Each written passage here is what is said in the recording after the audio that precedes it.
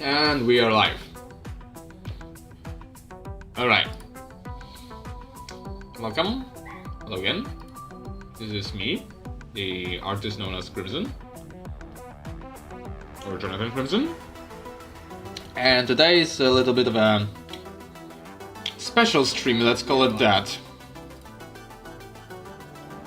Because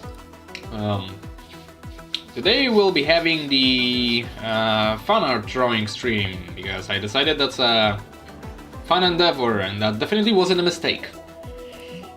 So, let me just have a look-see over at any of the comments we got, and we got 2 suggestions. One of them is Draw Homestuck. The second one is Draw Sephiroth from Final Fantasy VII.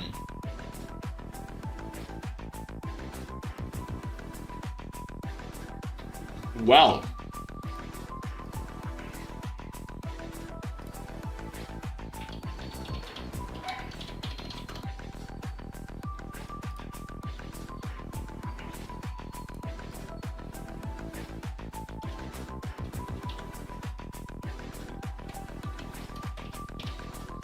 I just set up a picker wheel very quickly.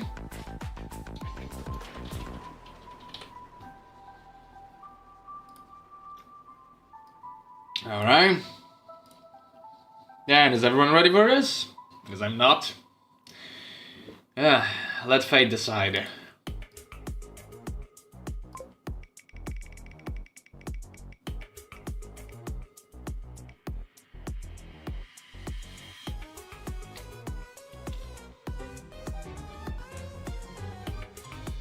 Alright.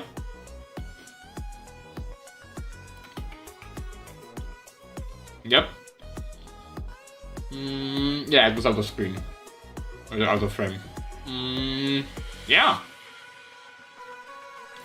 I definitely know what that character looks like, and I'm not going to be googling it off of screen. Fun story, but the only Final Fantasy games I'm familiar with are the Final Fantasy 15. Mostly because of the Kingsglaive animated movie. Though I did watch like a YouTube playthrough of the entire game.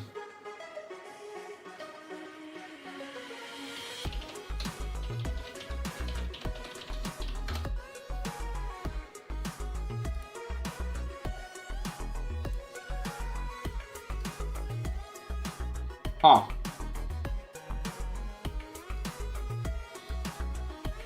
Oh boy.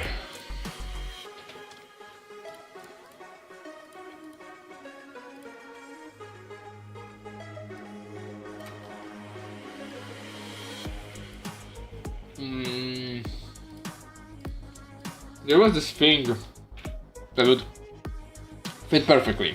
Give me a moment.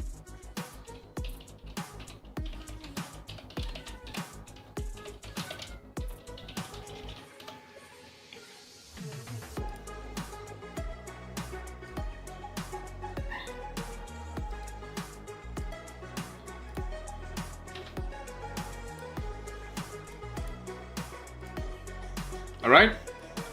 Now that we have the emotional support image, I can go back to finding reference material.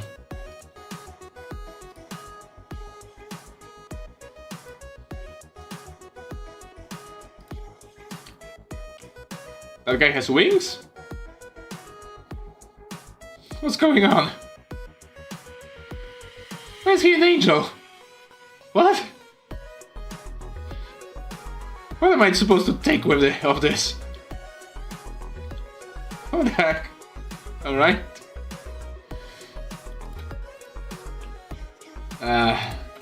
Alright. Okay. Santa Cristi.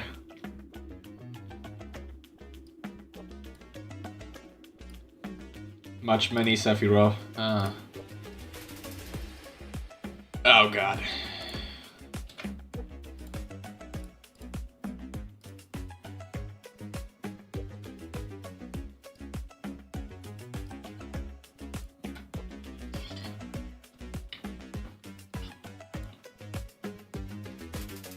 Oh yeah, this is the version I can draw.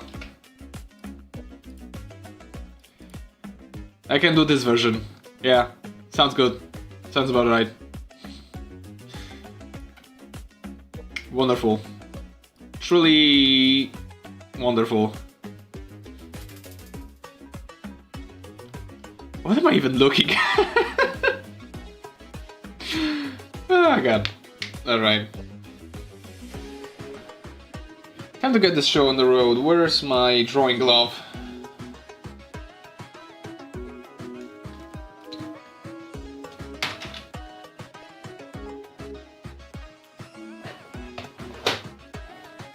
I need to look for my drawing glove. Give me a moment.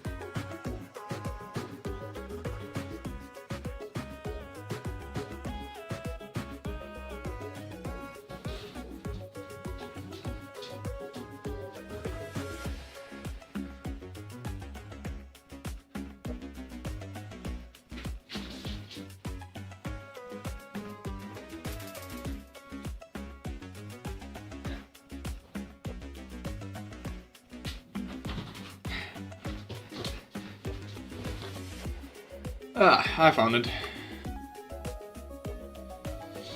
Alright, I found my drawing glove. Sorry for the hold up. I threw it somewhere, and I don't know why. For God's sake, dog.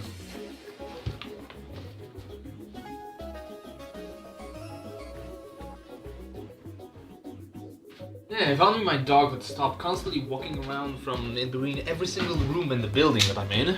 That would have been wonderful. Alright, Sephiroth. This would have been so much easier if I knew this character beforehand. Well, as I said, the statements were said. Statements were made. Alright.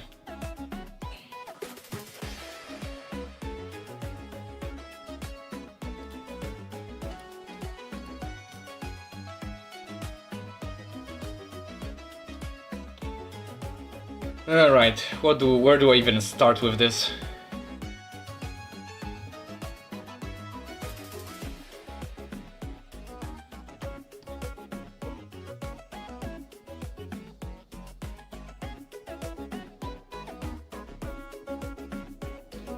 You know what? I'm doing this the chibi style. At least as far as I remember it.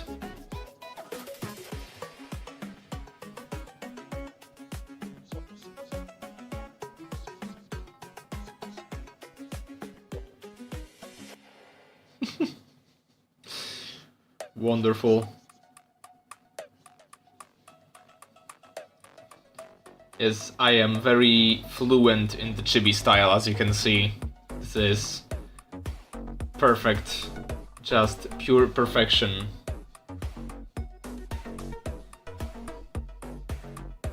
And I'm not going to scale down the blade to the chibi style. The blade is still going to be the normal size.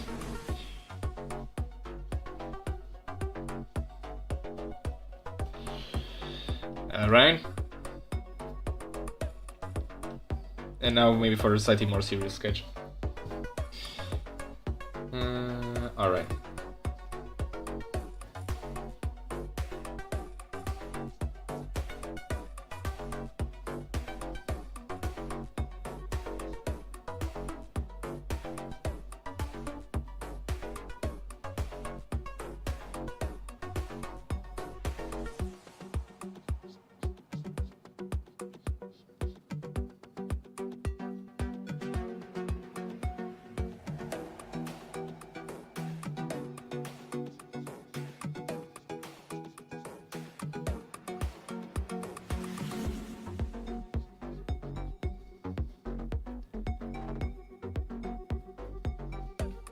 Mm-hmm.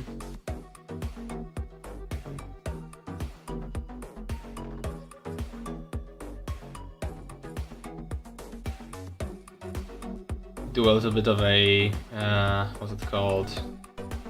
I forgot what the name of the game was. Not Metal Gear Rising, the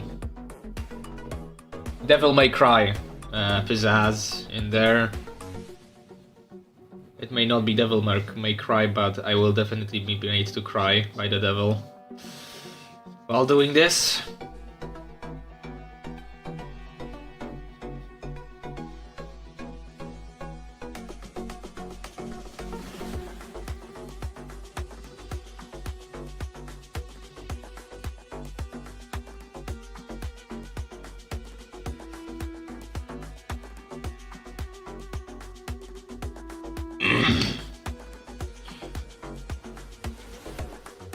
So yeah, we did skip one stream from this month. This might actually be a more regular thing, where I'll just skip one stream a month to just get like a week of break every now and then. But in general, I do intend on keeping on streaming.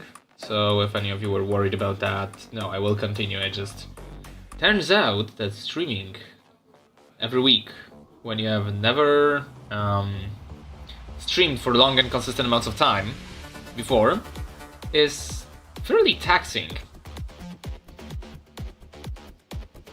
And also I got sick. So yeah, those two things combined kinda got in the way.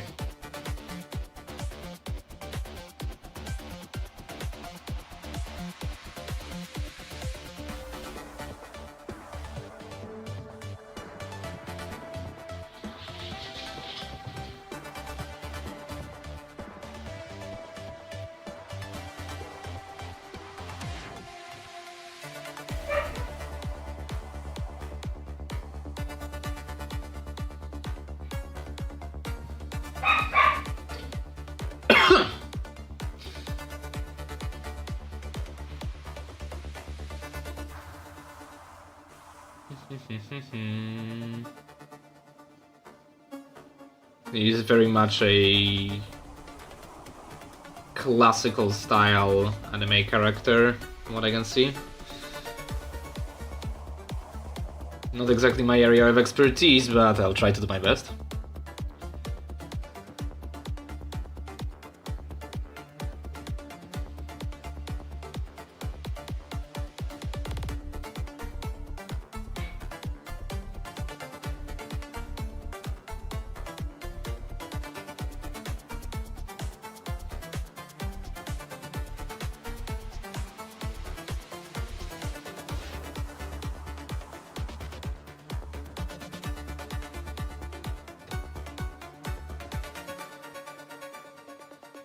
Yes, and I hope I'm not offending anyone by doing this, but I haven't done anything in a chibi style in a very long while, so I just decided, why not?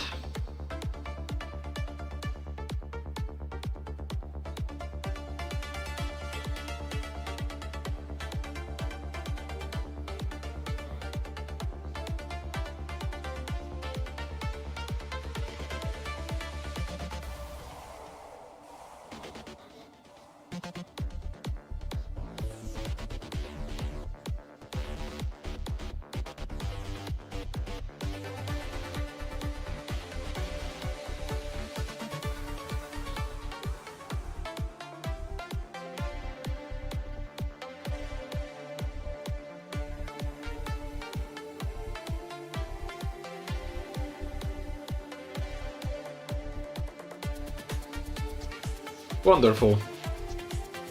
Truly glorious.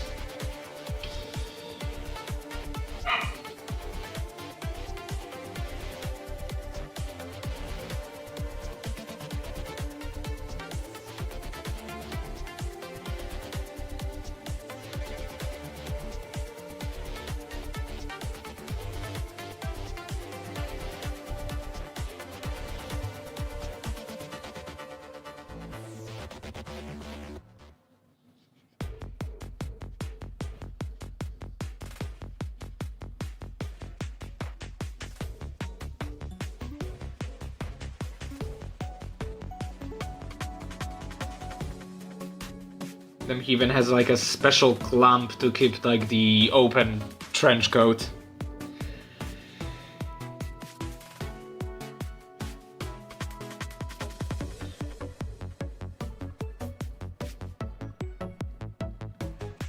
And I thought I'm the crazy one. But turns out there are things that are even crazier than the realm of furry comics. Who would have thunk it?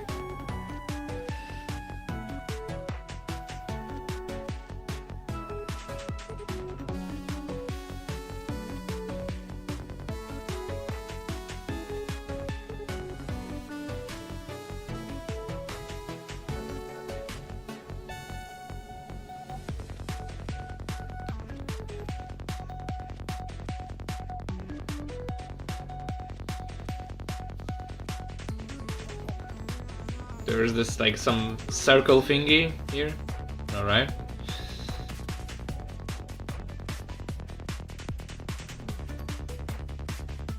Oh, this is definitely going on Twitter once I'm done with this.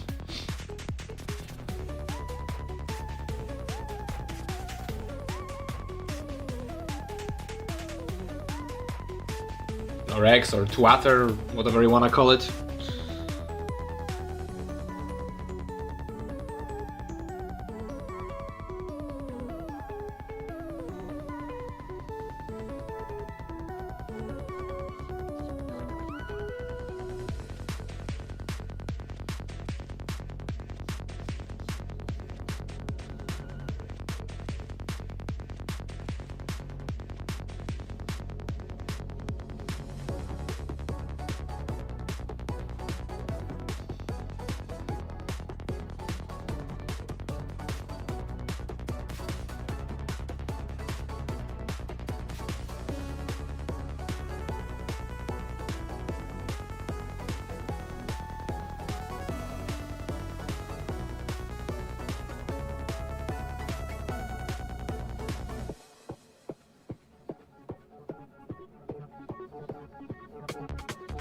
So, random thing on the side while I'm drawing.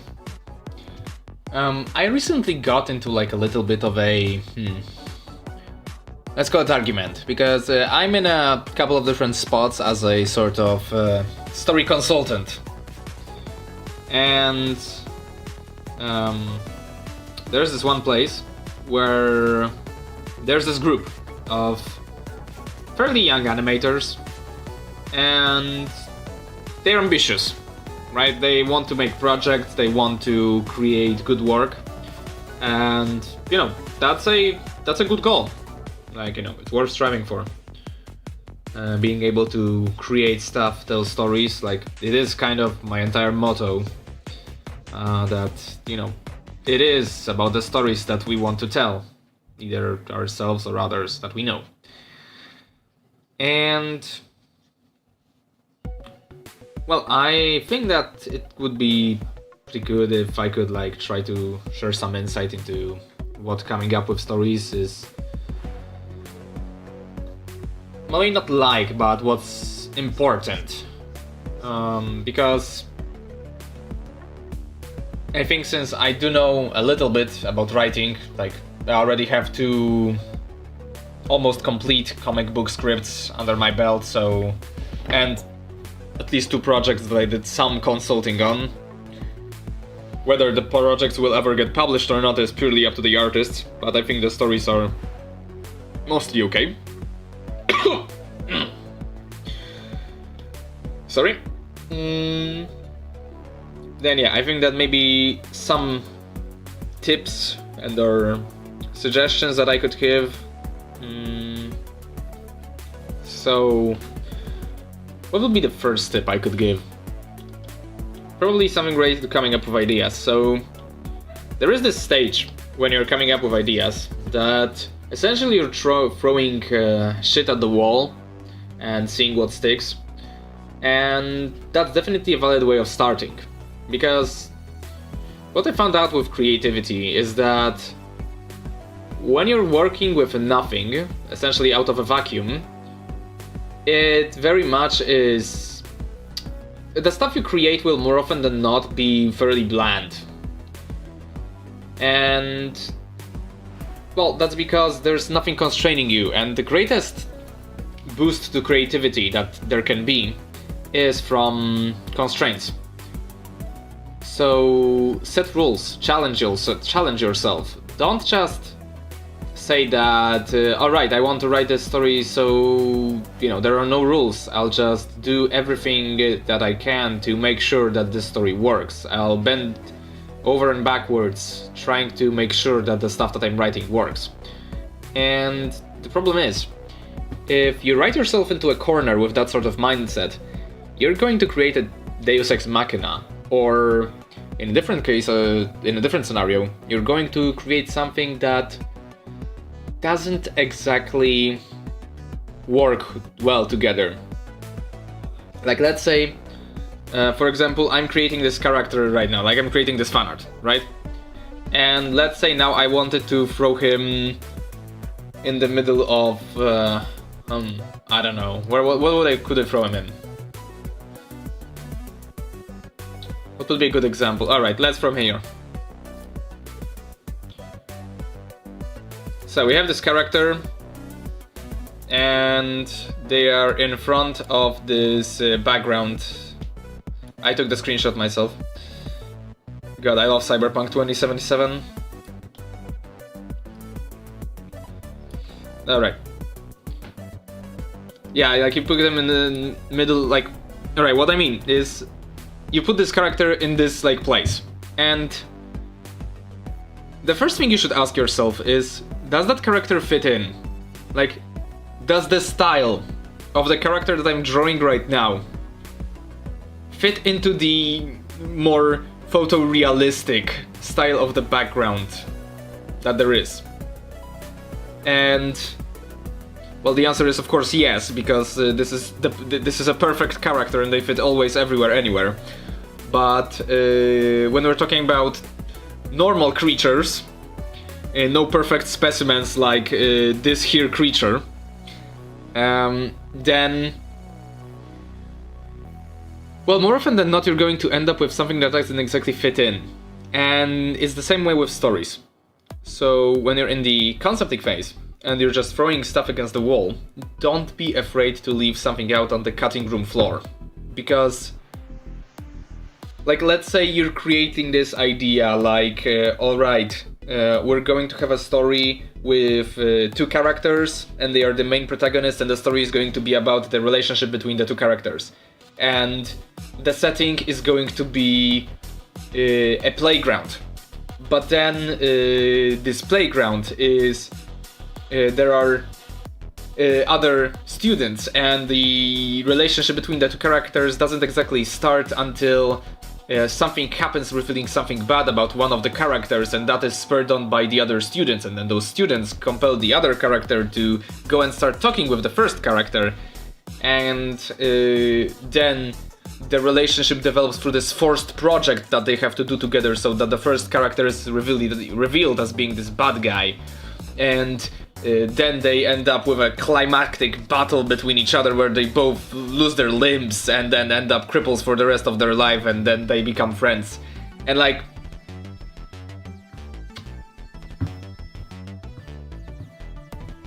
this is only slightly based on what I heard. And...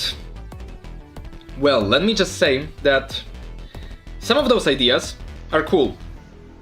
They could work, but it's essentially as if I cut out different parts of 3 different stories and threw them together into something that doesn't exactly work. Doesn't fit together. Because there is no cohesive theme in your mind. Like, as a different example, when I'm working on Midnight Call, the main driving factor of that story is the relationship between the two characters, like Calvin and Eve. And, you know, it's not easy writing a story that is based on character relationships, especially if you don't have an idea on like what the relationships are, how they work.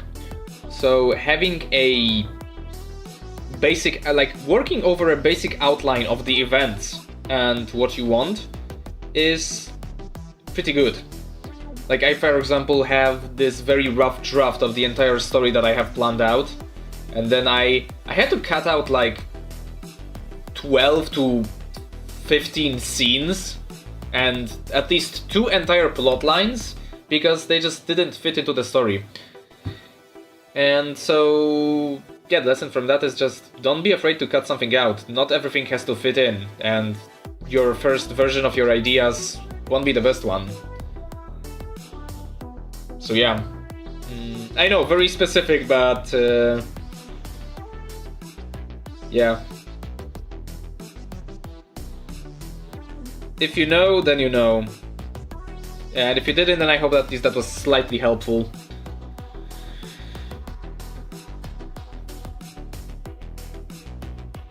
And if it wasn't, then comment and I'll try to explain more.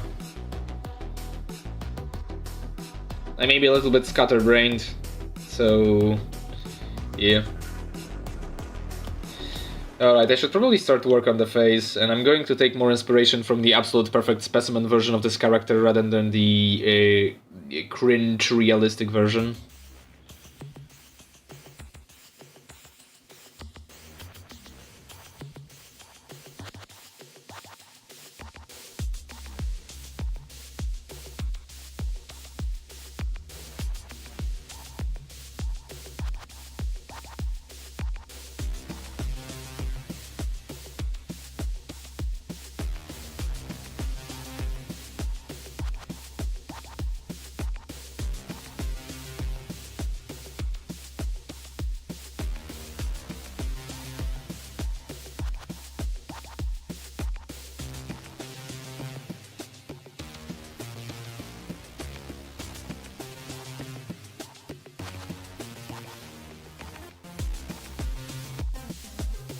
Does he have like snake eyes, or am I seeing things? Yeah, he does have like snake eyes. Alright.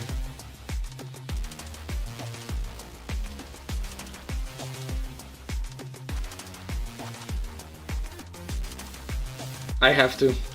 I have to. This is an imperative. I am forced to.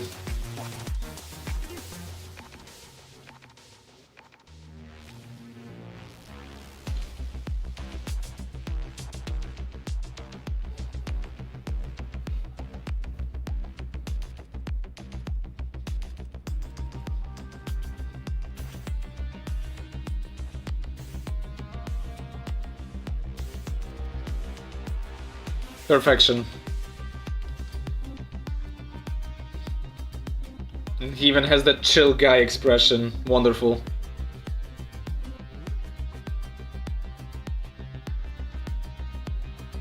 Absolute perfection.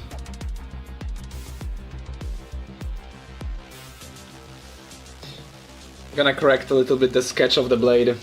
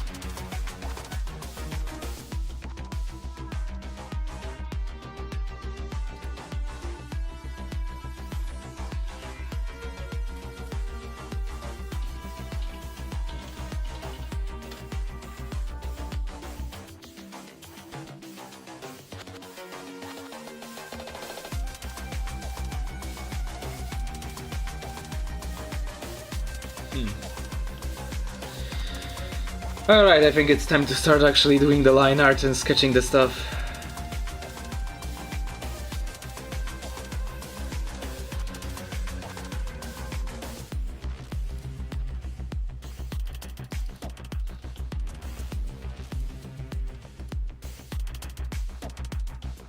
God.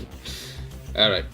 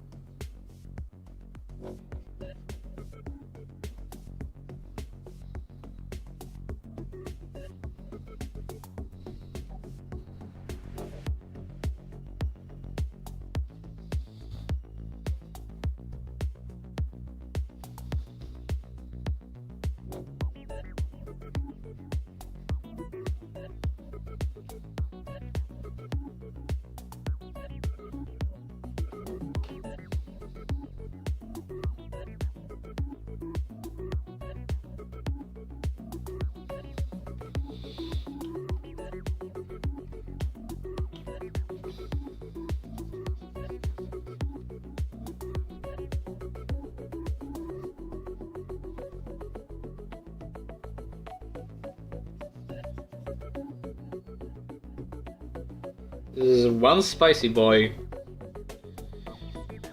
He has some makeup.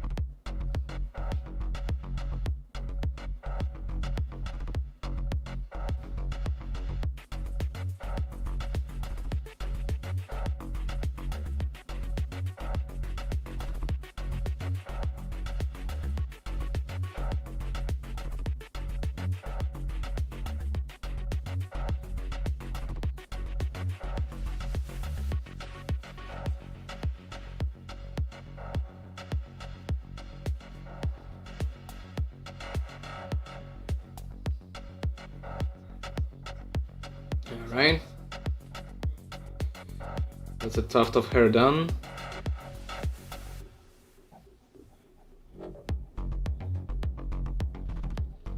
And I need to get my tablet in a better position because it's going from side to side like crazy. More stable position.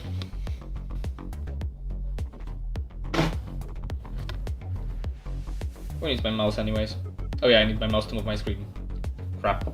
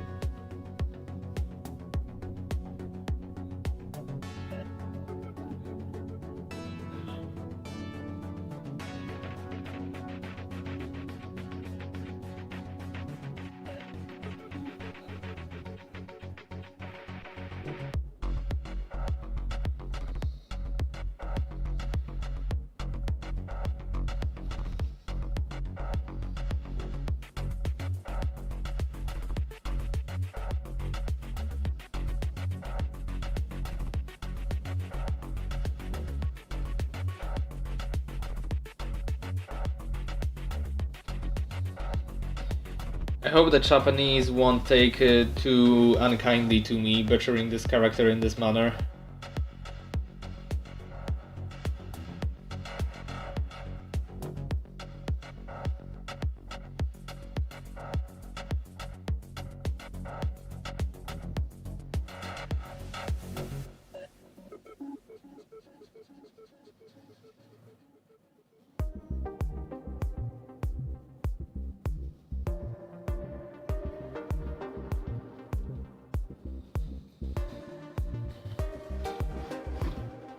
Oh.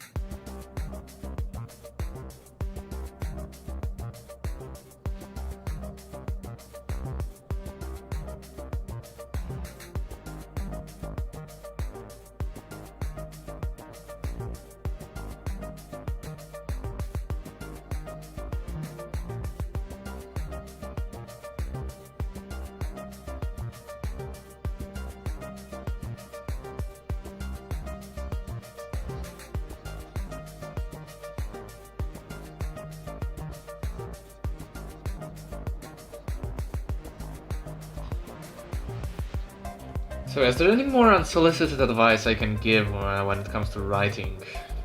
Comics specifically, because that's like my area of expertise.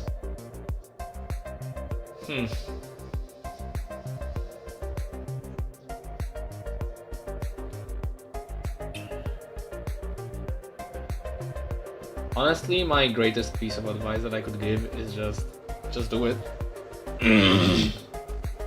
Even it may not be good. It's important to expose yourself to, if you're really thinking about publishing stuff and writing as a career choice or as even just a hobby, then it really is important to, from the very beginning, like, share your stuff, be it with friends or, if you want to, you can even publish it online. Just share it with others so that you can get feedback. Don't get stuck in the infinite idea room, cutting room floor, because you can never get the idea, like the great one that you'll exclusively want to make. Because, well, firstly, if this is your first story that you have ever written, then it's not going to be too great. Like, hate to break it to you, but without actually stumbling over your own mistakes, you're not going to make something good. Like, I had to learn that the hard way, and I do have some prior writing experience with a myriad of weird different projects that never went anywhere. And, you don't have to publish stuff on the internet immediately. You can spend time, practicing at your own pace. It may seem like, you have to start growing your presence extremely early on to even be able to be successful, but I'm nowhere near that, and like, from what I've seen, it's just a gamble. Like, you start existing on this platform, you can play the algorithm game, and unless you're doing exactly what the algorithm wants you to do, then there is no guarantee you're going to succeed in anything you do, popularity-wise. And, that's okay. That's just the reality of it. Like, for every famous comic author or writer or anyone there are hundreds, if not thousands, of people where their stories might have been just as interesting, if not more, but they just either did it only for the fame or lost the creativity, the drive. So, don't just, don't do it for the popularity. Do it for the art of the craft. And that's especially important nowadays with everything that's going around. If you don't inject your soul into art, then, well, what different is it from machine-made imitation?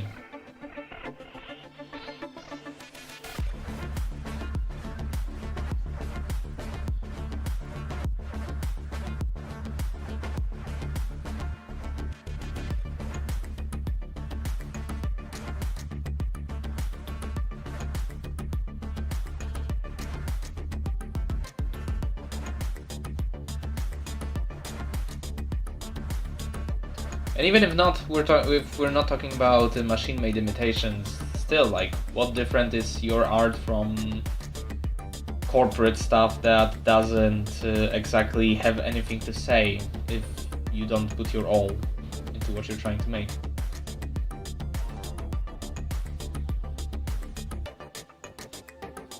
It really is about, well, being brave enough to put yourself in such a vulnerable spot, because asking others for feedback and wanting to improve is, you really are making yourself vulnerable. You're opening yourself to critique, and that's not for everyone. And, you know, I always fight, let's call it that, for the good of my work, because I may not exactly believe that I am the best or that my work is sometimes even decent, but whenever someone is critiquing me, I try to get down to the bottom of what is the source of the critique. Like, even when someone just tells you, like, yo, you know, your story is just outright bad. I had that happen to me actually once, and I'm like, all right, but why? Like, are the dialogues bad? Are the like set pieces bad? Is just my art bad? And to that I got the answer of, yeah, no, I actually just don't like the genre. So like, your story seems to just fit its purpose, but I don't like the genre, so therefore bad. And, you know, from that I get the feedback of, alright, it's not actually that bad, it's just around average, but, you know, the guy doesn't like the genre, so he doesn't like the story. And if I didn't ask, if I didn't dig deeper, then I would have been just stuck with, yeah, no, it's shit. Lol.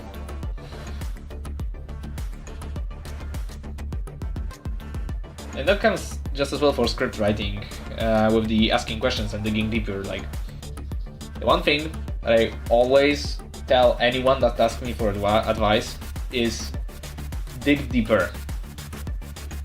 Try to understand and find out not only the motives of your characters, but what your writing does for the scene. Like, why is it there?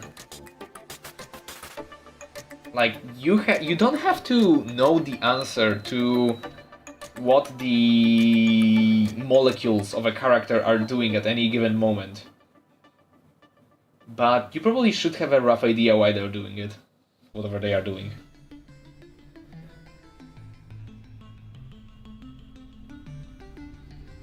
So yeah, whip out your microscopes and start interrogating the molecular structures of your characters. This is a threat. Do it.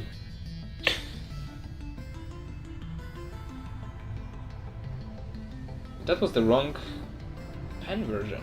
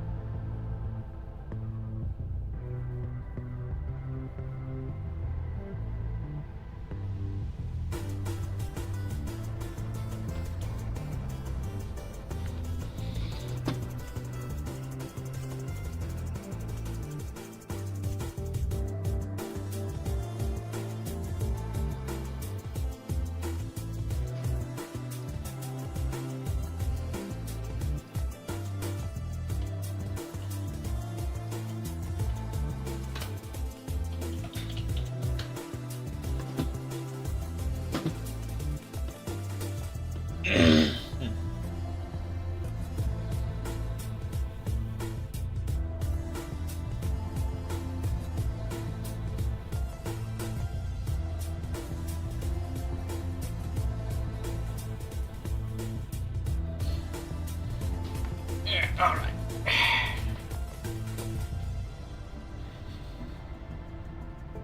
Time to get into more difficult parts of this character. I need to see the other arm, not just the right arm. I see, it's a mirror. Wonderful. This doesn't help me at all in any way, shape, or form. Christ. Alright. Whose idea was it again? Let me just see. Ah yes, you, the person I'm looking at. Thank you. There is definitely no spite in what I'm saying right now. Anyways, yes, thank you for this wonderful suggestion. Alright, back to what I was doing.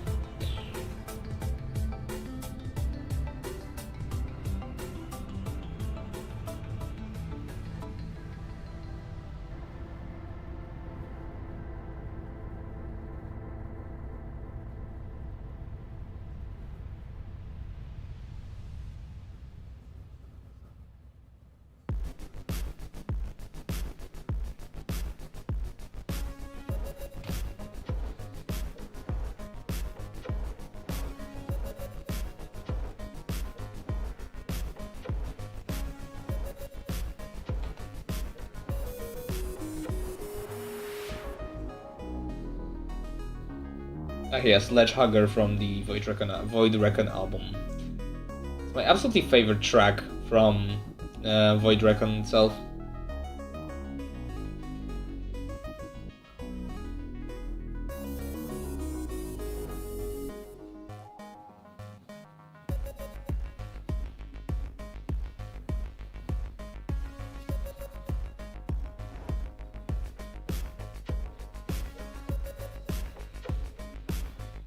Oh, and it's like a one-piece glove plus trench coat.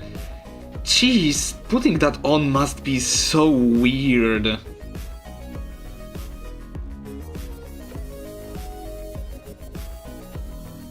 What a wonderful design. Glorious. I wouldn't change a thing in it at all.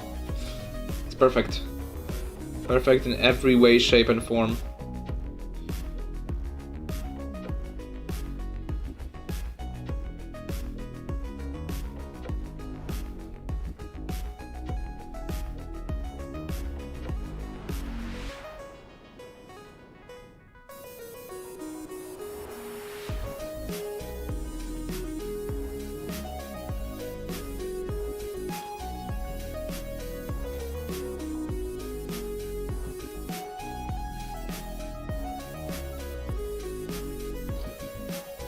Yes, it truly is a wonder.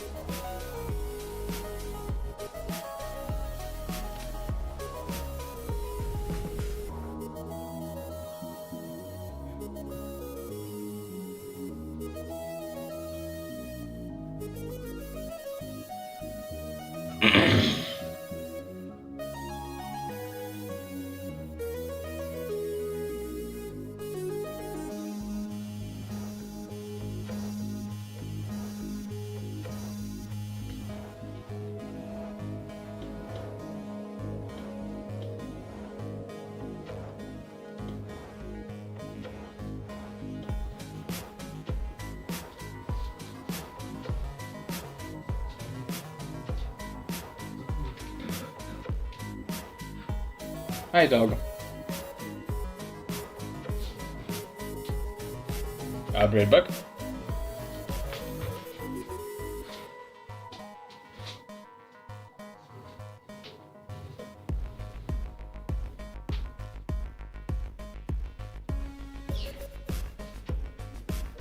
Chodzisz do środka, czy stajesz na zewnątrz?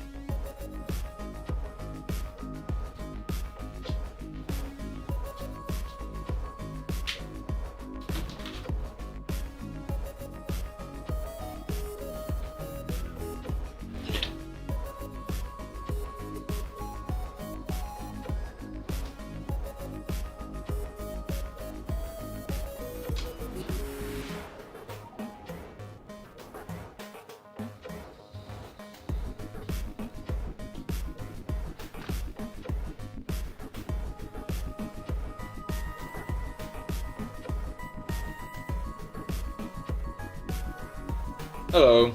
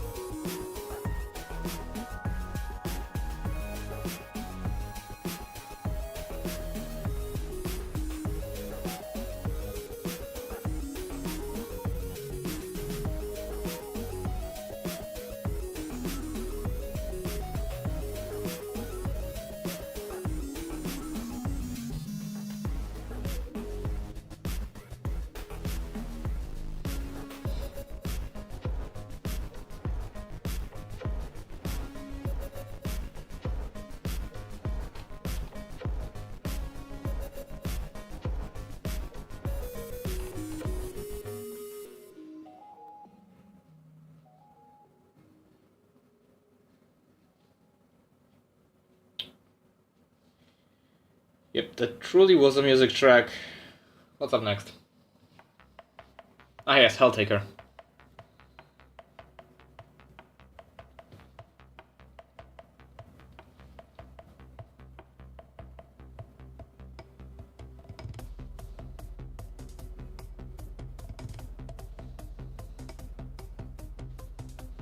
There's this one version of this track with the speed of sound, rap added to it.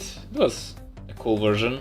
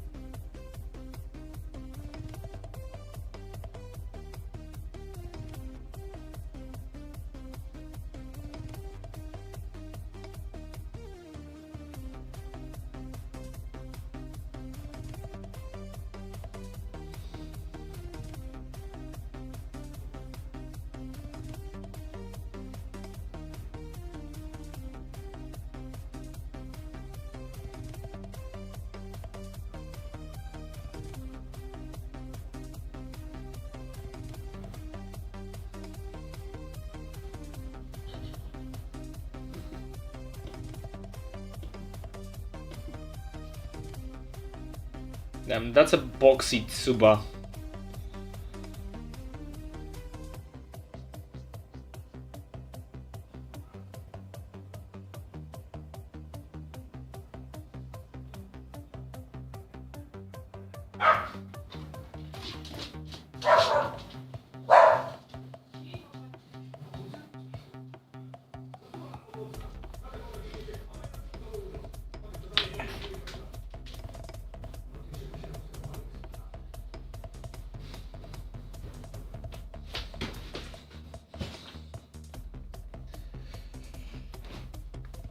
God. The dogs just started barking at something. Probably at themselves or the air. Both are just about as realistic for them to bark at.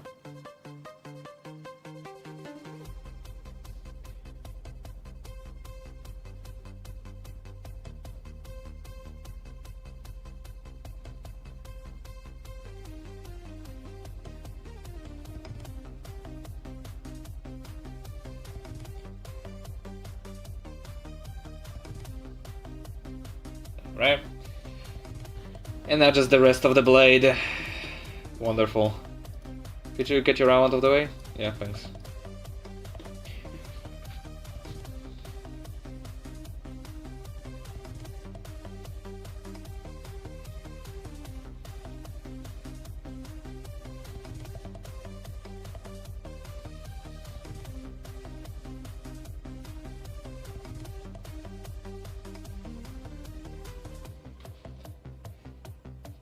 Let's just add like a little bit of detailing in there.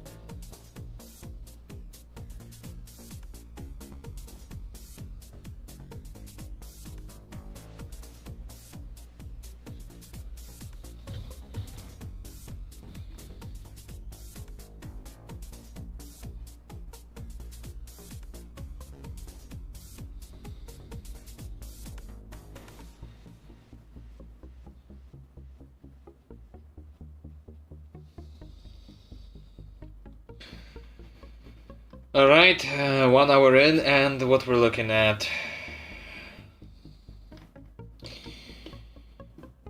God. What have I done? Yeah, this is wonderful. This is beautiful. This is exactly what I wanted to be doing today.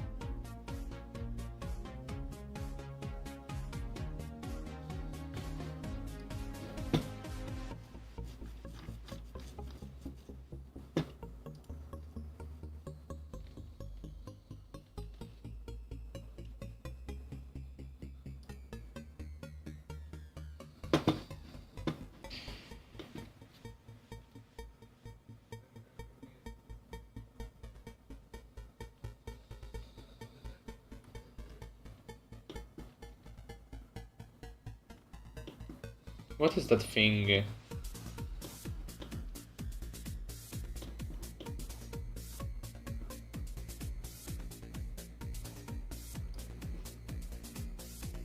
I need like a different reference image. I'm gonna go back to looking for reference in the meantime. Here, look at this. I'm gonna go back to looking for reference images. That's AI art. Wonderful.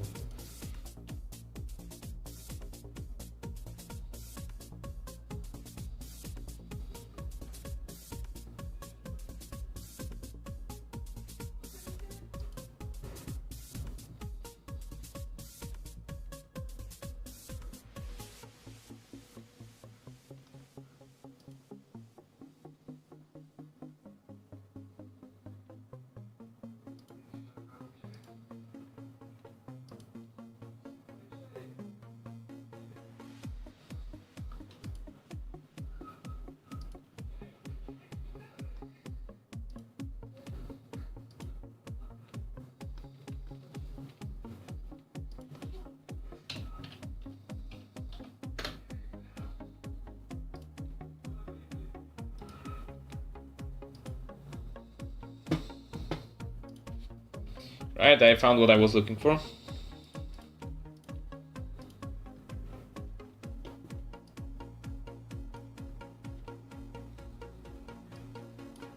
I still don't understand what this is, but I'll just try to copy it, I guess.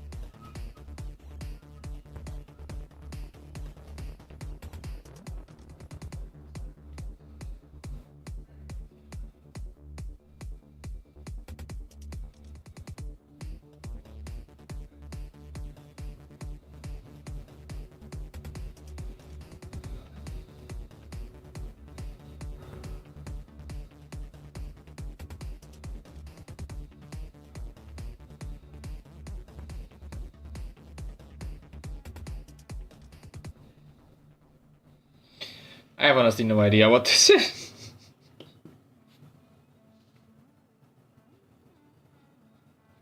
But I guess it's kinda important, probably. I don't know.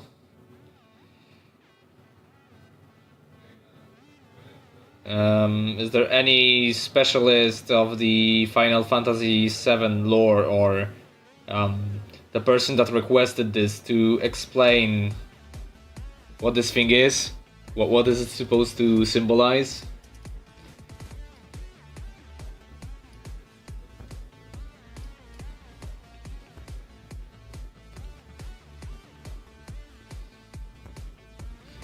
I'm requesting an answer.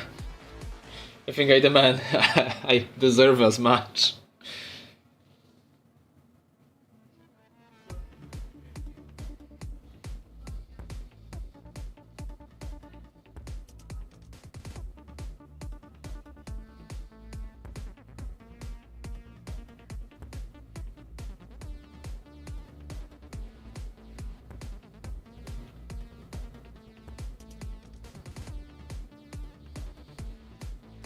No, it's just a belt.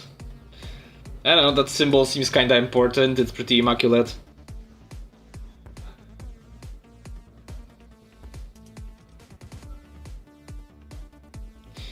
Oh well, but maybe that's just a theory. A game theory. God, I'm old.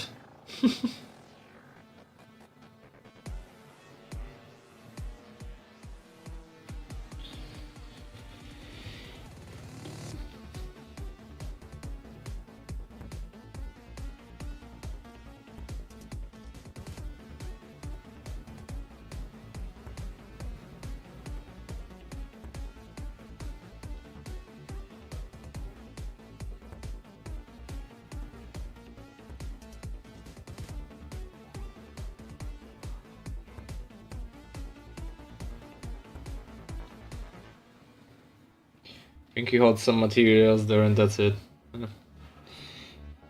Someone saying that's lies. Well, I don't know who to trust. So, I don't know, duke it out with facts and logic.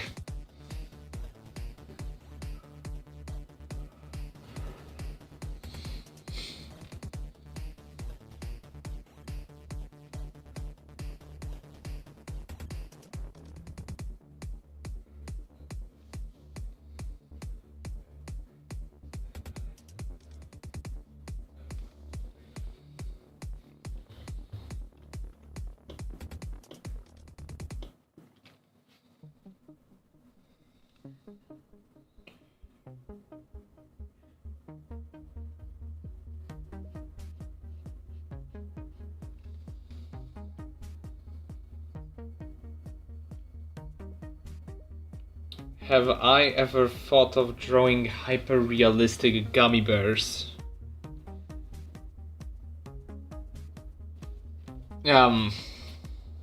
I don't think I ever did think about doing that. There was this trend for like animated gross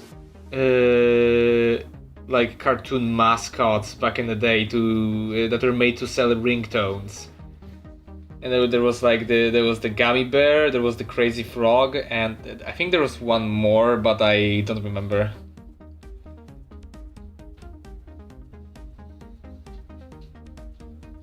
But yeah, there was a time.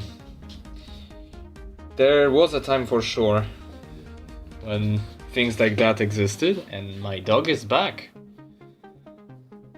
What do you want, dog? You want fun to be had, but there is no fun to be had, there is only streams to be done and Sephiroths to draw. I need to close the door again.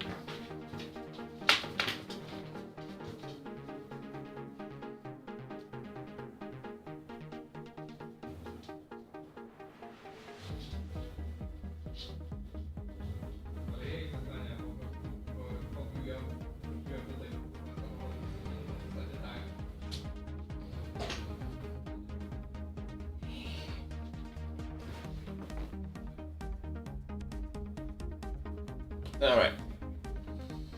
The dog has been for now contained, with the emphasis on for now.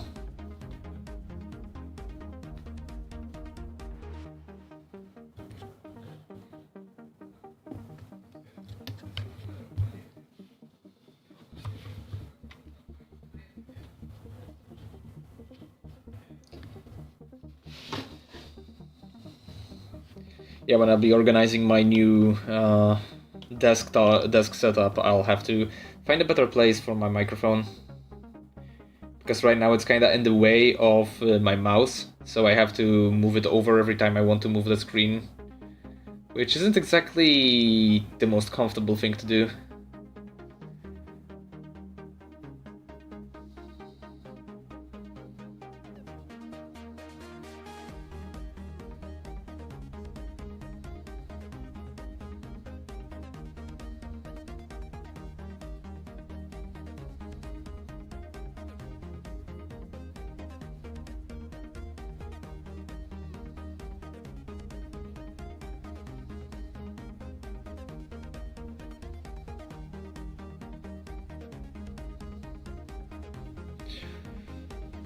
So there was a time when I worked in surveys for a certain public research company, and there's this practice survey that they used back when I worked there. And this practice survey was just generally used for training new employees how to operate their systems and stuff. But one of the questions that it was a real survey that was conducted a year before at the time, and it was like a market awareness survey where they were asking questions like, for example, oh, are you familiar with brand X? And what do you think of brand Y? Does, for example, does the word tasty come to mind when you're thinking about when you hear the word Coca-Cola, right? This kind of this kind of question. And there was this question. What's the first thing that comes to mind when you hear brand name?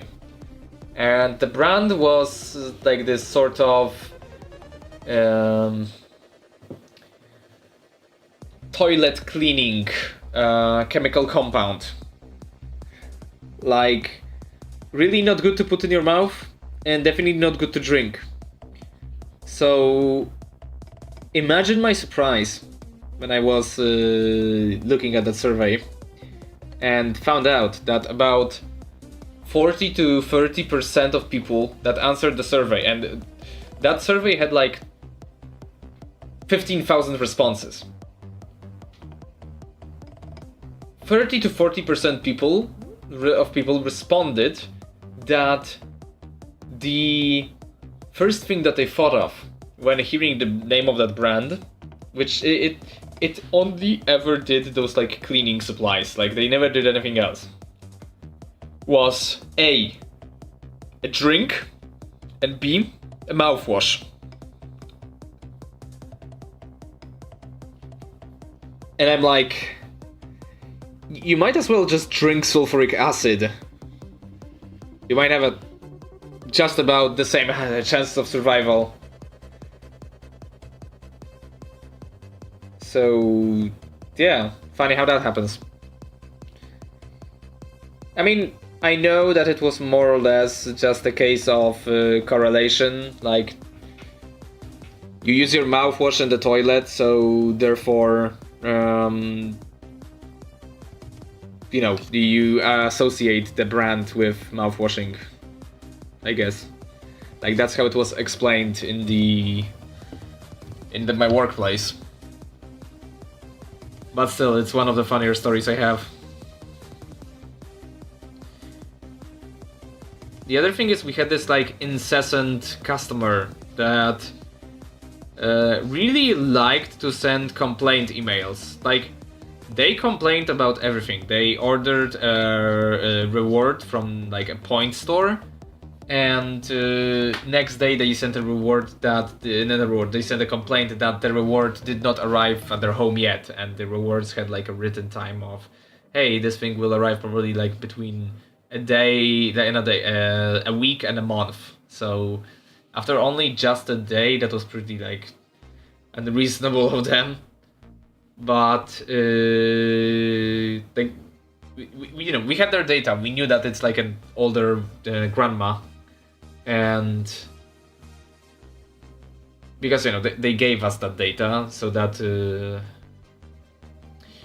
the system could be able to identify what surveys to kick them out of and what surveys to allow them to continue working on. Because essentially, like if you're for example reading the internet survey and you see a message that tells you that for example you just filled out the questions of your gender, your age, your occupation, blah blah blah, and then the survey suddenly abruptly ends, then that means they've collected enough data on the group of people that you belong to, or that the survey that you just entered is not meant for you. As in, you're not part of the target demographic that they're trying to gather information from. So, yeah, that's some random data analyst tidbits for you.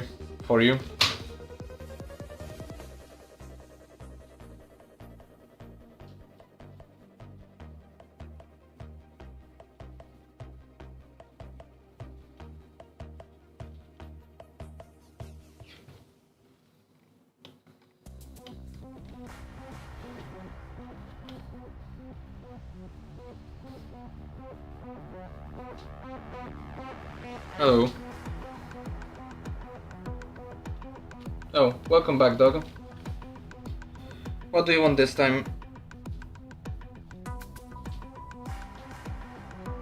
You're just walking around.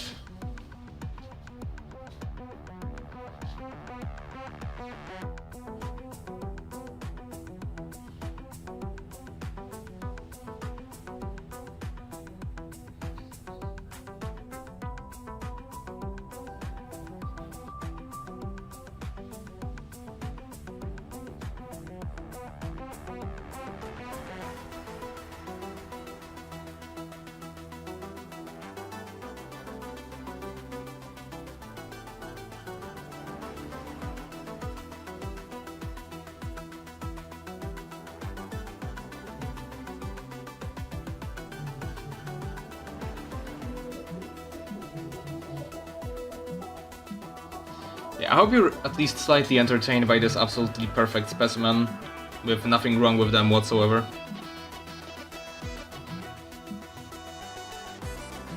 Dog, what are you doing? Oh, you're just laying on my bed. Oh well.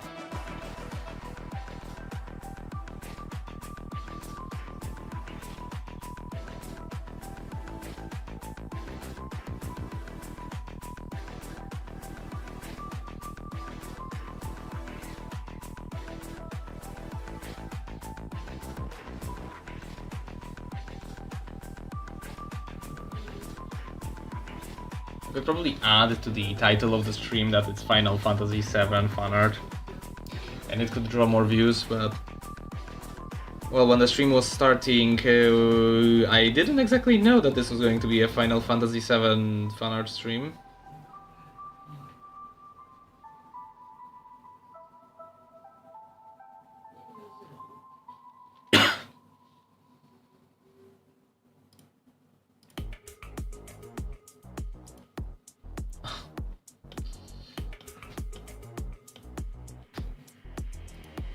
Well, believe me, this is... If this is crap on purpose.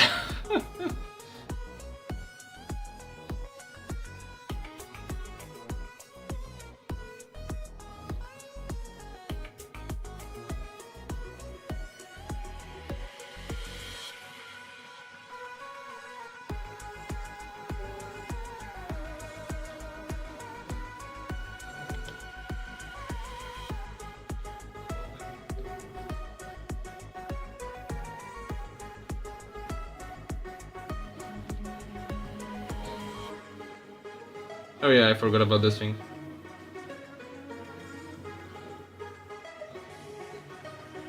Completely. Alright. Here he is, in all of his glory. Of his line art. Oh god.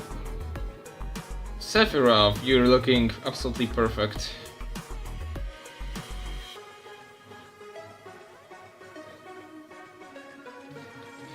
Alright, let's color the sucker.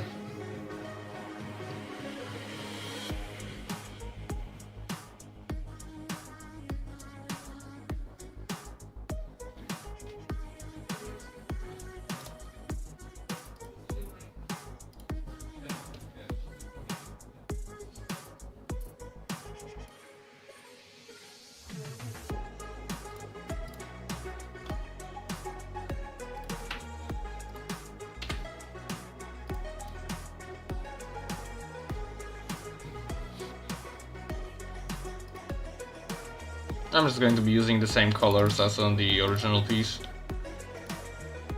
It's gonna be funnier that way. There's some sort of pen I could use to try to imitate that hand-colored style.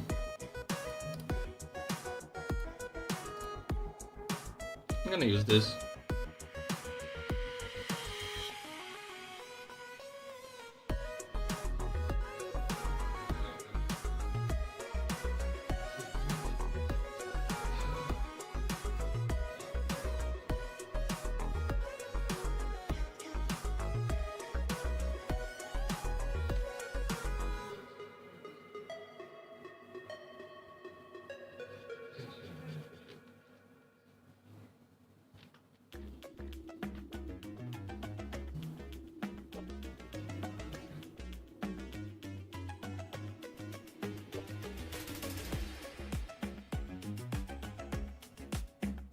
Yeah, after this I definitely can't wait to go back to drawing my heavily armored legionaries and troopers for Crimson Punk.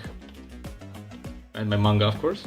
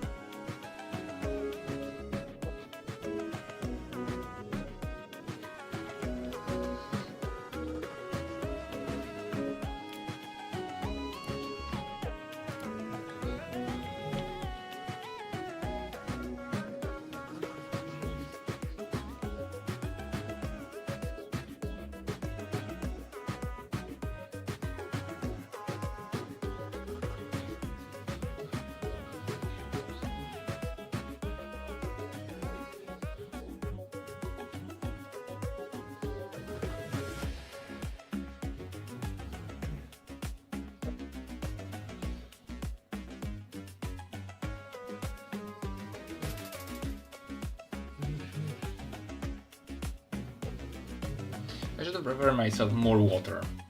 I'm still kinda sick and recovering, so yeah, that might have been a mistake. Just gonna take some medicine.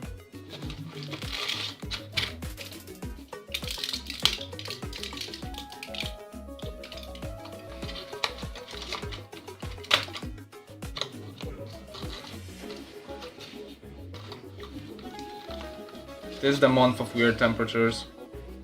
One day it's plus 5 degrees Celsius, the other day it's -7, and then the next day it's plus 14.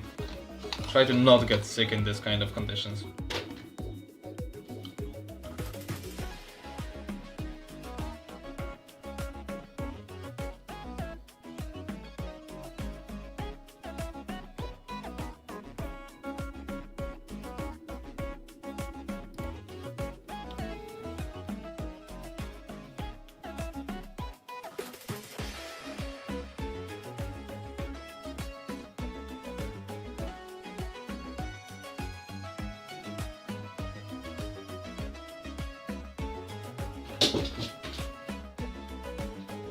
Hi dog. What up?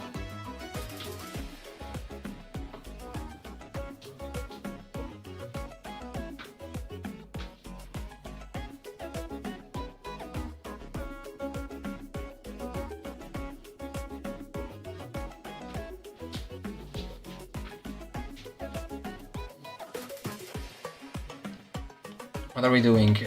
Well, I am drawing a cursed chibi version of Sephiroth from Final Fantasy VII because that's what was requested on for today's fan art drawing stream on Patreon. So that's what we're doing, apparently.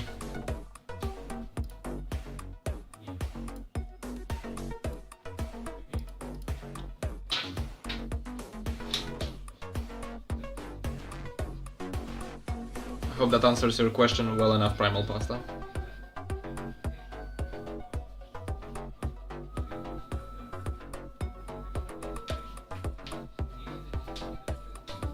It's not comically large, the character is just comically small. I mean, alright, you know, the sword is comically large, but also the character is comically small at the same time.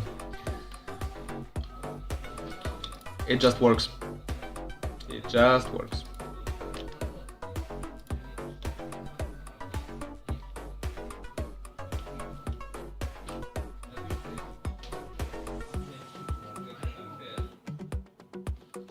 Alright, give me a moment.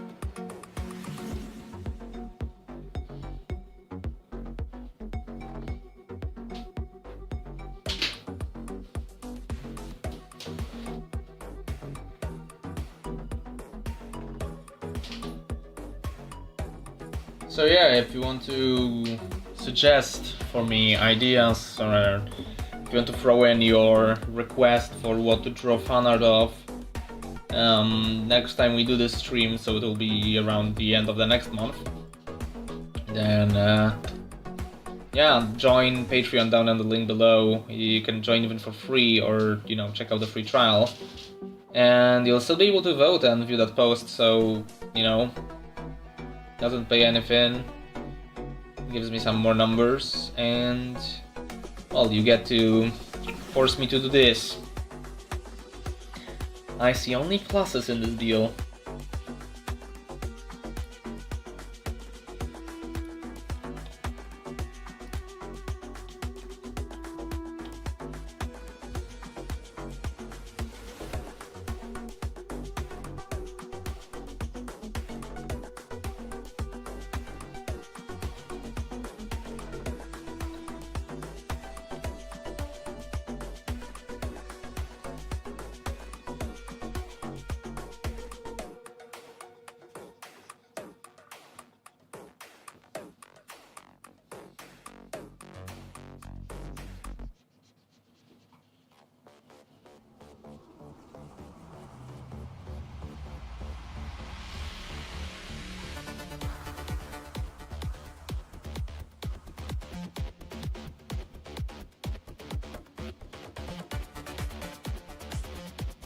Yes, it could.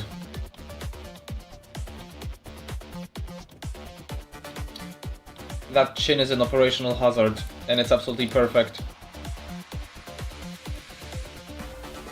There is nothing wrong with it whatsoever.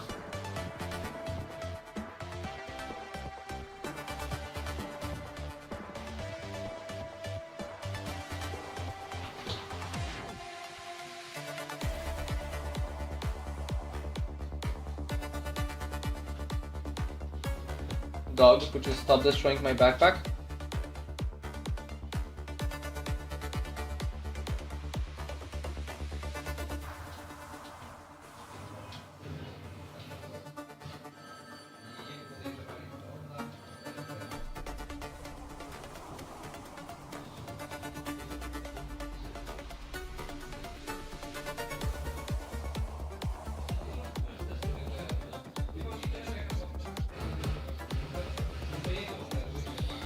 Oh god, the fucking dog.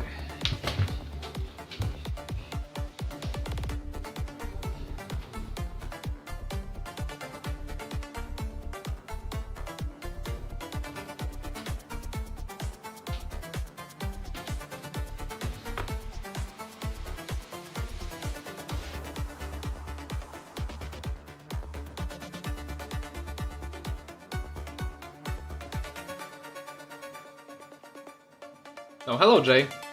Good to see you. So you managed to finally catch one of the streams. Hello.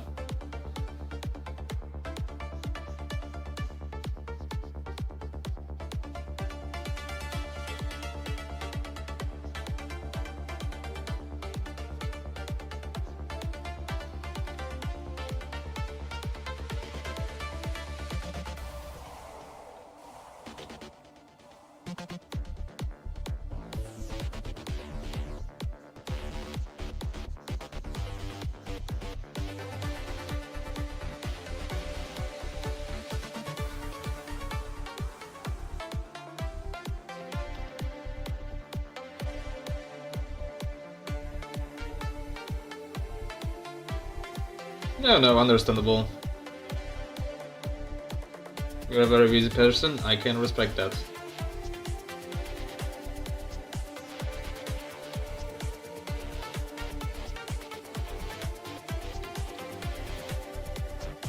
God, this is so cancerous. I'm so sorry to whoever created the original character design. But there was no other option.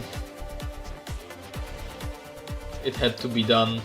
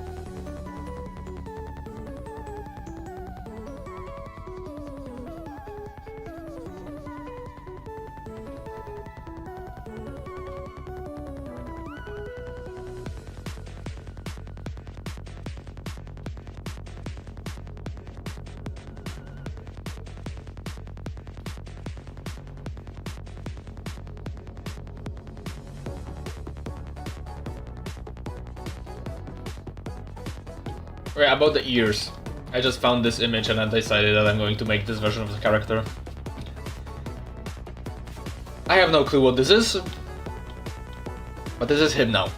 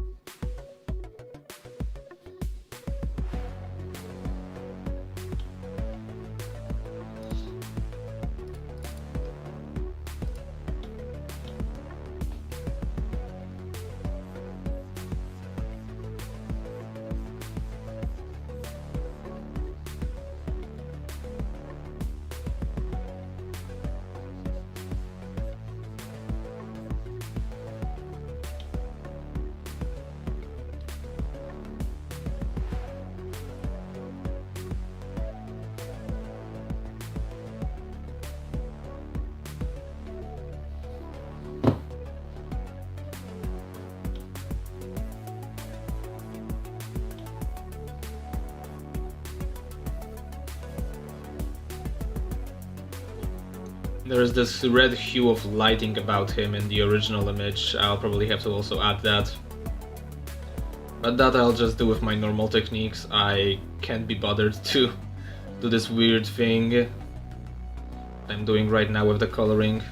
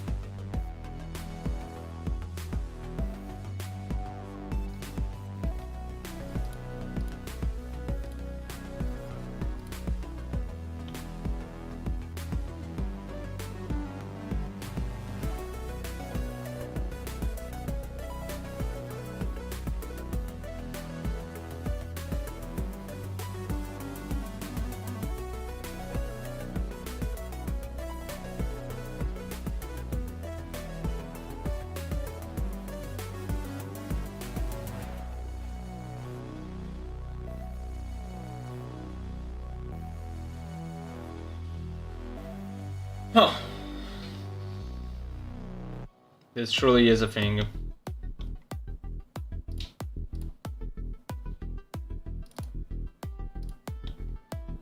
Still not have bad pace for it lasting, like the stream lasting only 2 hours, and we're like an hour and 40 minutes in. That's decent pace.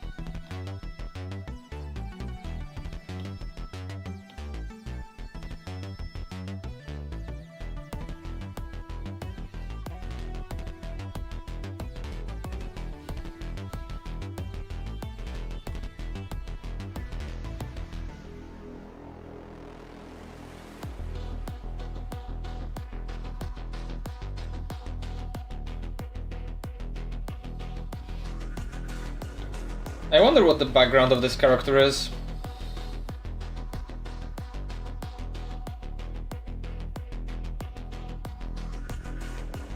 Like, I've been drawing them for this much time, I'm actually gotten curious.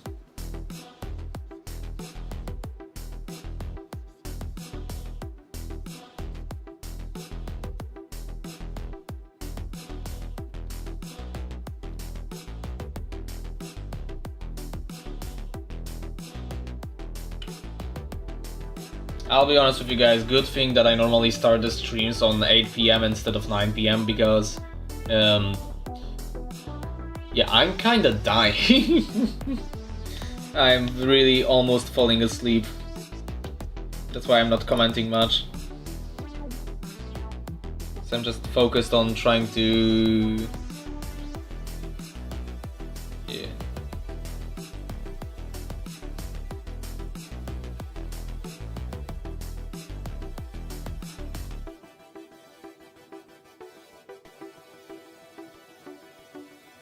Yeah, what was that character that this guy kills? What was the name of that character? I forgot. In that one infamous scene where he just descends from the sky. At least in the original version. Before the remake.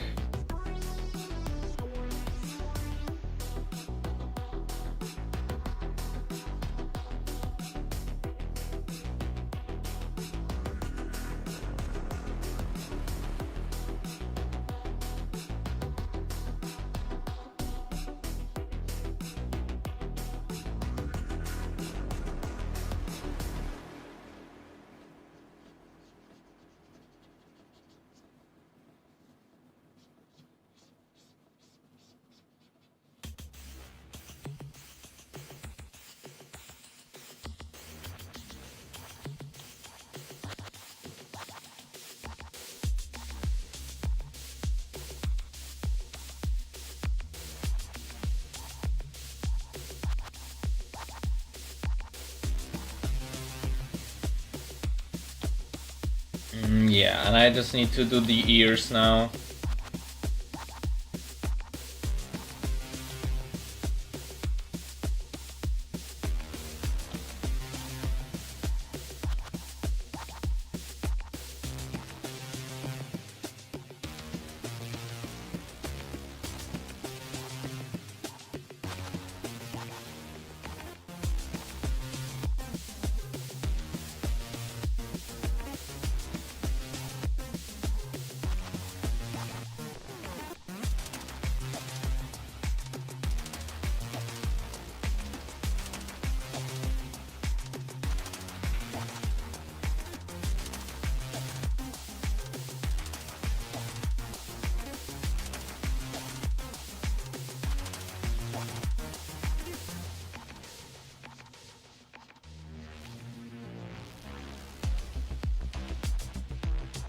Yeah, I'm just going to say this now. This dude is going to be available for download on my DeviantArt account for free. So if any of you, for whatever godforsaken reason, want to have this guy downloaded, then yeah, he will be downloadable very much.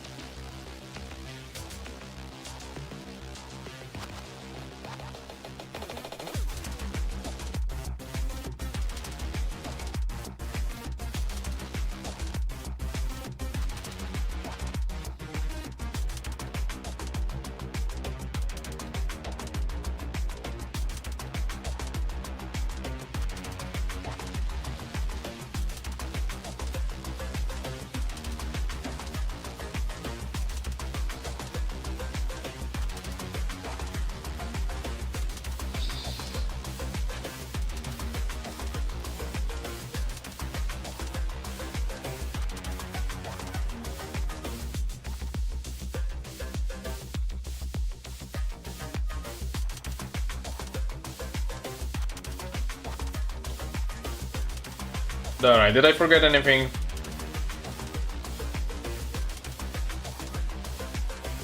I don't think so.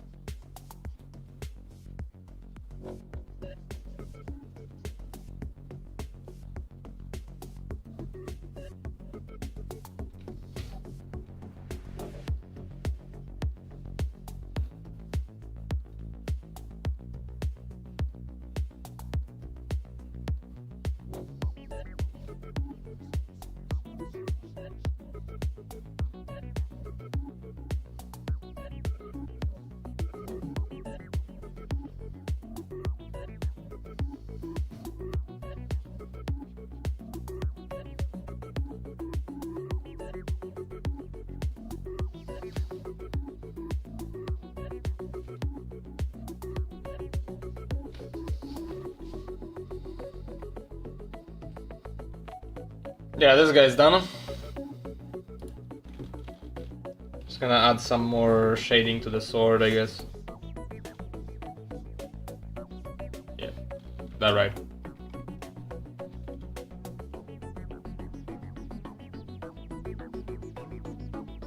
Now he's truly done. Alright. Yep. We'll be ending a bit earlier today.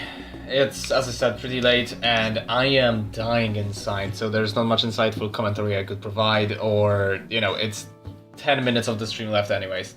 So, thank you very much for working, for sitting here with me. Thank you to that person that suggested this wonderful specimen for me to draw fan art of. This was definitely enjoyable. Yeah, I'm looking forward to doing this again next month. I am truly curious as to what I will be subjected to next time. And yeah, well, like, subscribe, check, stick around for more in the future, and check out the Patreon, check out Midnight Call, check out the manga, wait out for future projects. Then yeah, that will be all. I've been Jonathan Crimson, and I'll see you next stream.